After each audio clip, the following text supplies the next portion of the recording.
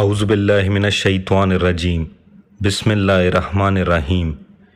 میدان جنگ میں آپ کے صبر و ثبات کی حالت کے متعلق امام علی علیہ السلام نے فرمایا، ہم مسلمان رسول اللہ صلی اللہ علیہ وآلہ وسلم کے ساتھ ہو کر اپنے باپ، بیٹوں، بھائیوں اور چچاؤں کو قتل کرتے تھے۔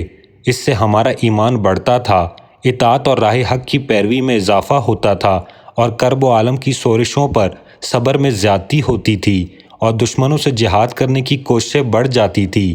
جہاد کی صورت یہ تھی کہ ہم میں سے ایک شخص اور فوج دشمن کا کوئی سپاہی دونوں مردوں کی طرح آپس میں بھڑتے تھے اور جان لینے کے لیے ایک دوسرے پر جھپٹ پڑتے تھے کہ کون اپنے حریف کو موت کا پیالہ پلاتا ہے۔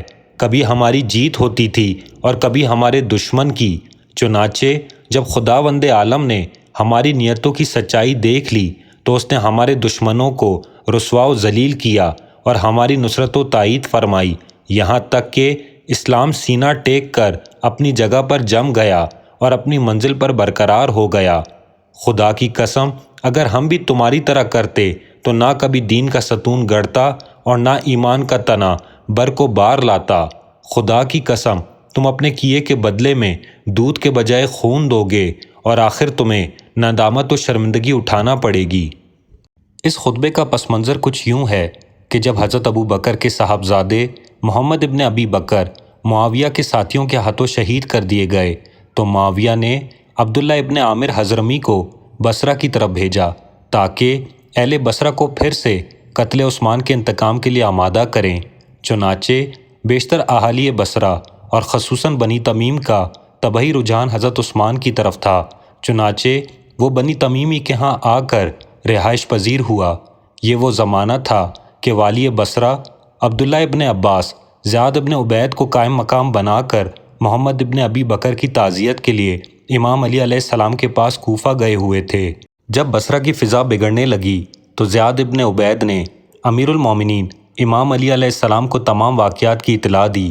حضرت نے کوفہ کے بنی تمیم کو بصرہ کے لیے آمادہ کرنا چاہا، مگر انہوں نے چپ سادھ لی اور کوئی جواب نہ دیا۔ امیر المومنین علیہ السلام نے جب ان کی اس کمزوری اور بے ہمتی کو دیکھا تو یہ خطبہ ارشاد فرمایا کہ ہم تو پیغمبر اکرم صلی اللہ علیہ وآلہ وسلم کے زمانے میں یہ نہیں دیکھتے تھے کہ ہمارے ہاتھوں سے قتل ہونے والے ہمارے ہی بھائی بند اور قریبی عزیز ہوتے ہیں، بلکہ جو حق سے ٹکراتا تھا ہم اس سے ٹکرانے کے لیے تیار ہو جاتے تھے، اور اگر ہم بھی تمہاری طرح غفلت اور بے عملی کی راہ پر چلتے تو نہ دین کی بنیادیں مضبوط ہوتی اور نہ اسلام پروان چڑھتا۔ چنانچہ اس جھنجھوڑنے کا نتیجہ یہ ہوا کہ عین ابن سبیہ تیار ہوئے، مگر وہ بصرہ پر پہنچ کر دشمن کی تلواروں سے شہید ہو گئے۔ پھر حضرت نے جاریہ ابن قدامہ کو بنی تمیم کے 50 افراد کے ساتھ روانہ کیا۔